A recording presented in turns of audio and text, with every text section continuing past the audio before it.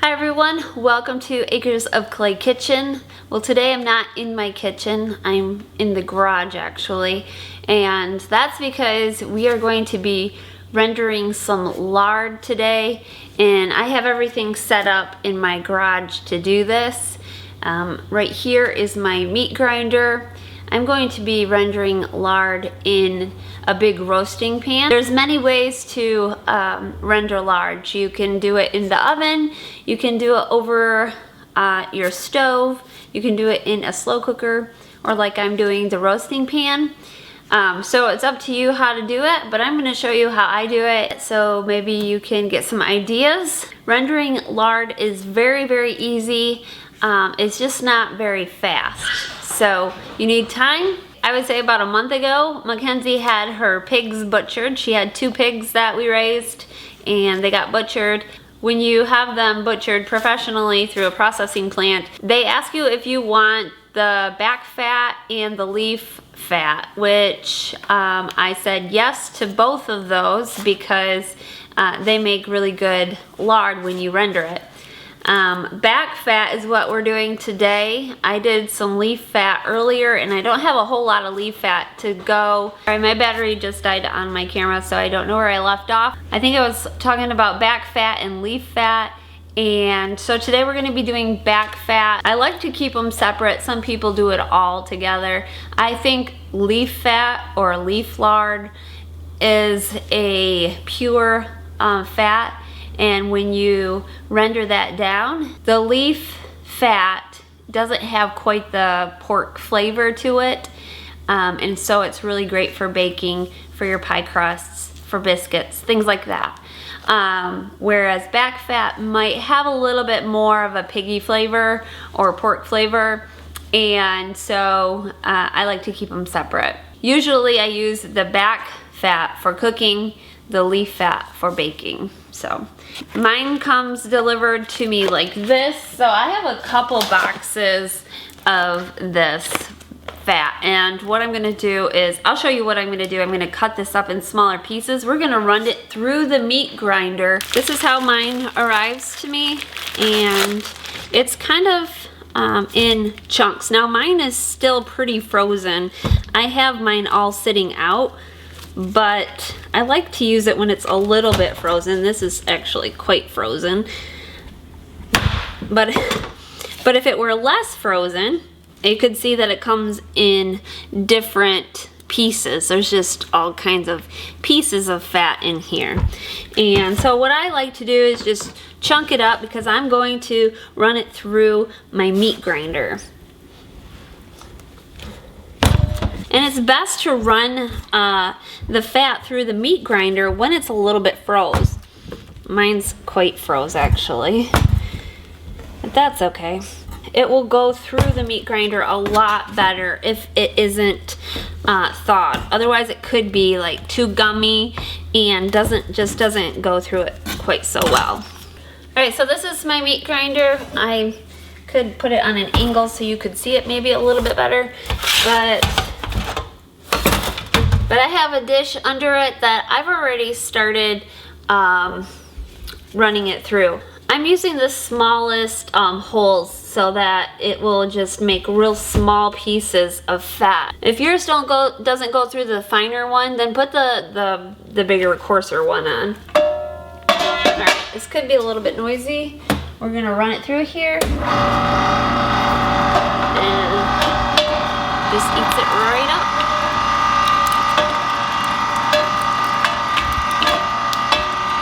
Alright, so now that we have a little bit already ground up, and you can, so this is how big you want it. The smaller you can get it, and if you don't have a meat grinder, you're going to want to chop this up real fine. And it helps to chop it up when it's still a little bit frozen.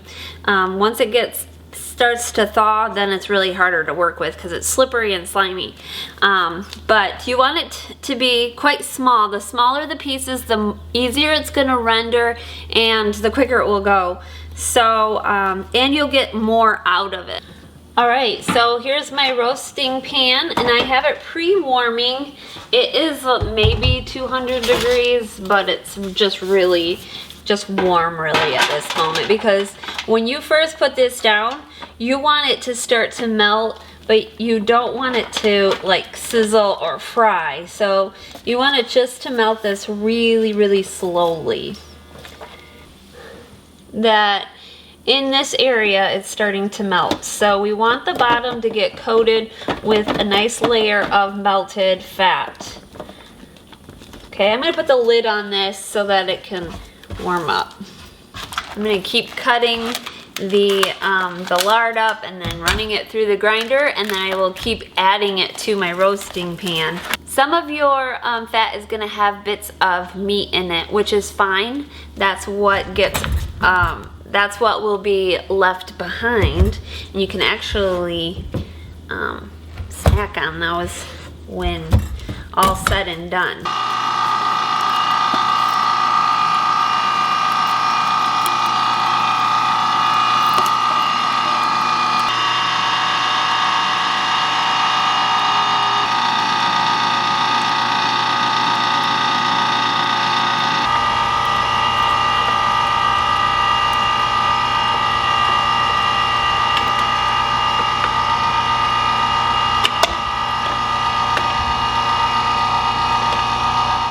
I have my roaster pretty full. This is how much I'm going to do today, just because of lack of time and how late in the day I got started on this.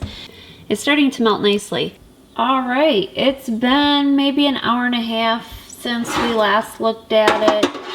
I have the temperature on this thing like 250. 250, so it's just been real slow. You can start to see that fat that has melted. So I may end up turning the heat up just a little bit to speed this process along, but you really don't want it to go too fast. You just want to, this is just a slow process. It takes time, and we're just going to take our time on it. All right, I don't know with the window glare and everything how well you can see this, but we're still melting here and it's looking good. Around the edges there was some browning here. You can see that some of the bits of meat and impurities are starting to turn brown, which is okay.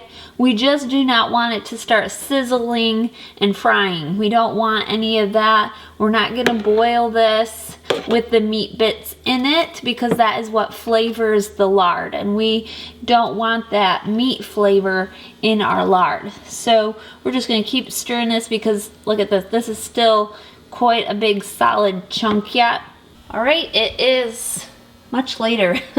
It's actually gonna start getting dark out here soon, so I'm gonna miss some of this natural lighting in the garage, but I wanted to show you that you can see through it. All of the meat bits and impurities have settled to the bottom, and so now is when we are going to strain this. We're not going to let it boil. We're not going to let it simmer or anything. I'm going to remove all of the impurities before we do that. I'm going to strain it and put it into a stock pot. What I have is my big stock pot, and I have a colander lined with a couple layers of cheesecloth. If you have a fine mesh strainer, that will work and you won't need the cheesecloth, but I would probably still use the cheesecloth just so you don't get any of that sediment that you might not want in your lard, in your finished product. So I'm gonna start carefully pouring this, and I know this is probably looking kind of dangerous, but it's okay. I feel pretty confident about this.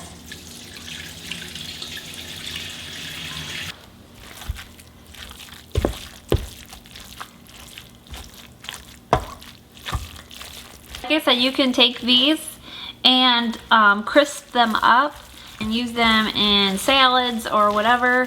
Most of this will go to most of this will get fed to our dog or cats, and maybe even some of the chickens will pick at this. We are going to put this on the stove now, and we're going to let this come up to a simmer. And that we do that because if there happens to be any water in this fat. Water is what will make your lard go bad quickly. So when you go to put this in your mason jar, you want to make sure that there's no water in it. So we're going to evaporate the water and make sure that it's just pure fat that we are storing. So that's why we put it on the stove, but I didn't want that added meat flavor. That's why we strained off the meat, because if we simmer it with the meat, the meat will give off the flavor more and your lard will be more flavorful. I have the oil on the stove. It's at a simmer right now. I'm going to let this simmer just for a bit, maybe 20 minutes or so. If you added water to your fat when you were rendering it, some people add water. I do not. I don't think it's necessary. But if you do, that's when you really want to make sure that you let all that water evaporate. And usually it does evaporates in that whole rendering process.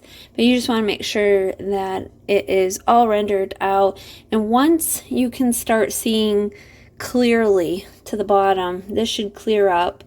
And then you know that it's ready is when it's pretty crystal clear, but like a golden yellow color. And then you'll know that it's ready to go in your jars. I have my jars all ready. I washed them all, and then to make sure that they are thoroughly dry, because you don't want any water inside your jars, I put them in an oven like 350 degrees for, I don't know, 20 minutes or so, and just let them get hot and dry out. Now, I like to use the wide mouth. They're my favorite for fats, and any type of fat like lard or ghee or anything like that, just because it's easier to scoop out. These are half pints, and these are really handy. I like these. These are my favorite for ghee and for lard, because if you don't use it often, then you don't have a whole lot of it sitting on your counter. But I don't have a whole lot of those left. I use these also for jelly. So I have pint size. These are wide mouth pint size. These are older ones, because the new wide mouth pint are these. This is what the new wide mouth. So these I think came from my mother-in-law, or maybe I bought them at a yard sale or something. But these I think are older. These are a newer. And of course you can use regular mouth. It doesn't really matter. It's really up to you. You can use quart size if you prefer, but I don't prefer using quart just because I only like to open up small amounts in case it doesn't get used real quickly. That way I don't have a big quart size jar sitting on my counter trying to get used up. The fat has been kind of simmering for the last several minutes, probably about 15 to 20 minutes. And it's clear, it's light in color, and it's ready to go into the jars. A note of caution when working with hot fats, anytime around an open flame, you have to be very careful not to cause a fire. And if there is a fire, never put water on the fire. Lard can pretty much last forever in a freezer if it's kept frozen. If it's kept in a cool, dark place, such as a cellar or a basement, something like that, then it probably will last maybe 6 months, but you want to keep an eye on it. Since I do not have a basement or a cellar at the moment, I have a spare refrigerator that I will be storing my lard in. So that's just to make sure that it stays fresh for as long as it possibly can. I like to use a stainless steel funnel while working with the hot oil, just because it's super hot, and I don't want a plastic funnel to get ruined or to leach anything into my lard. I'm also using a stainless steel ladle to pour it into. I am not using any strainer at this point because I've already strained it, so we can just pour it directly into our jars. I'm going to fill up the half pint jars first, and just probably leave maybe a 1/4 inch head space or so.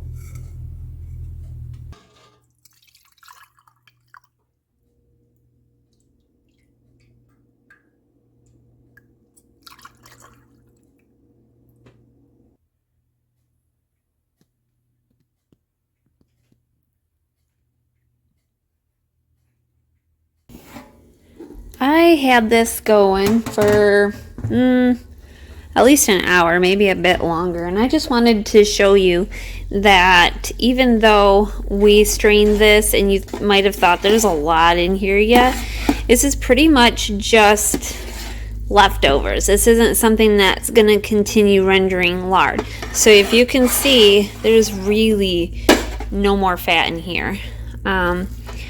Nothing that would amount to anything. Yeah, you might be able to get a few tablespoons out of here, but quite honestly, this is just bits and pieces. It's called cracklings, and when it's done on the stove, they get a little bit more crispy.